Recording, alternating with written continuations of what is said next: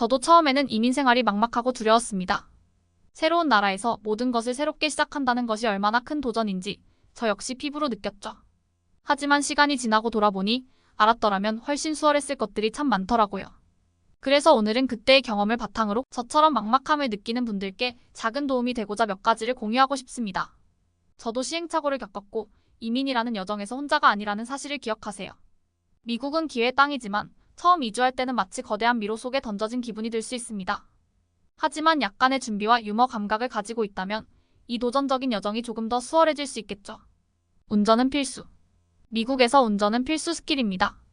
특히 나는 대중교통 잘 타고 다닐 수 있어 라는 생각은 잠시 접어두세요. 뉴욕이나 LA 같은 몇몇 대도시에서는 대중교통이 있긴 하지만 나머지 지역에서는 버스가 올까? 라는 물음에 대해 올 수도 있고 안 올 수도 있고가 답일 때가 많습니다. 사실 미국에서 운전을 할 줄 모른다면 슈퍼마켓에 가는 것도 일종의 모험이 될 수 있어요.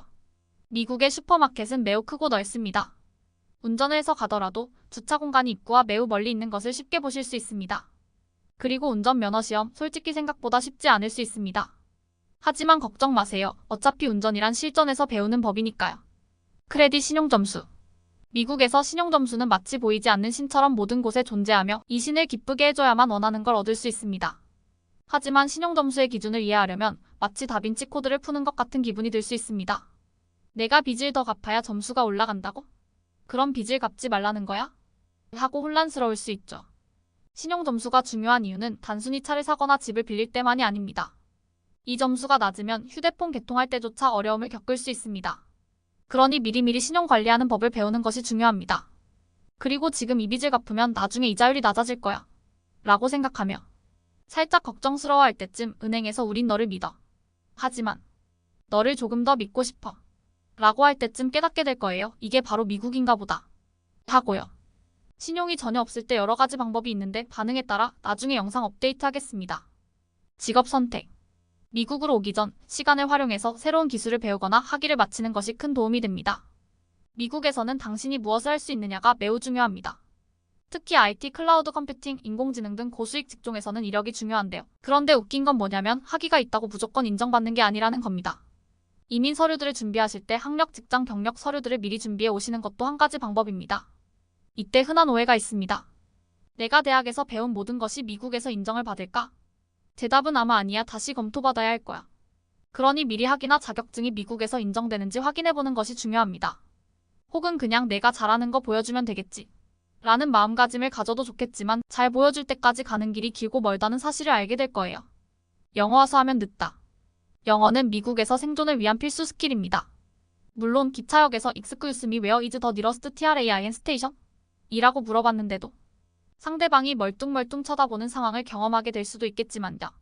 미국에서는 영어 실력이 좋지 않으면 아무리 뛰어난 기술을 갖고 있어도 이를 표현하지 못하면 기회를 놓칠 수 있습니다.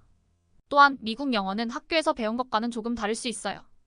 예를 들어 쿨은 시원하다는 뜻이지만 어떤 사람이 YOUR이 so cool 이라고 하면 너 진짜 시원하다 는 뜻이 아닙니다.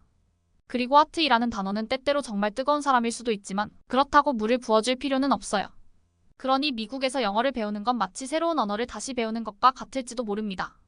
표현보다 힘든 것은 병원이나 집계약, 자동차 수리 등 필요한 일을 처리할 때 불필요한 감정 소모, 불이익을 당할 수 있습니다. 미국 문화에 대한 이해. 미국 문화를 이해하는 것은 현지 생활 적응에 큰 도움이 됩니다. 미국인들은 공휴일을 중요하게 생각하며 그 중에서도 4th of July는 거의 전국적인 축제 분위기입니다. 이날은 온갖 사람들이 빨간색, 하얀색, 파란색 옷을 입고 하늘에서 폭죽이 터지며 온 동네가 들썩입니다. 마치 모두가 동시에 미국을 사랑하는 날인 것 같죠. 미국인들은 또한 스포츠에 큰 열정을 가지고 있습니다. 특히 미식축구나 야구 경기를 보는 날은 마치 국가적 행사가 열린 것처럼 느껴질 겁니다. 이때는 맥주 한 잔 들고 경기를 보며 내가 미식축구의 전문가라도 된 듯한 기분을 느끼게 될 테니 스포츠를 좋아하지 않더라도 경기에 참여해보는 것도 좋은 방법입니다. 그리고 빼놓을 수 없는 것이 총기 문화입니다. 미국에서는 총기를 취미로 소유하거나 자기 방어용으로 가지고 있는 사람들이 많습니다. 총기 소유는 개인의 자유이자 권리로 여겨지며 때로는 친구가 오늘은 사격장에 가자고 제안할 수도 있습니다. 처음엔 조금 낯설고 무서울 수도 있지만 미국에서 살아가다 보면 총기도 하나의 일상적인 존재로 느껴질지도 모릅니다. 큰 것을 사랑하는 미국인들. 미국 사람들은 큰 것을 좋아합니다. 음식도 차도 집도 모두 크죠. 처음으로 미국 레스토랑에서 음식을 주문했을 때 서빙된 음식의 양을 보고 이거 다 먹을 수 있을까? 라고 고민하게 될 겁니다. 하지만 걱정하지 마세요. 미국에서는 남은 음식을 포장해가는 것이 일상적입니다. 오히려 남기지 않고 다 먹는 것이 더 이상할 수도 있습니다. 미국의 트럭이나 SUV도 마찬가지입니다.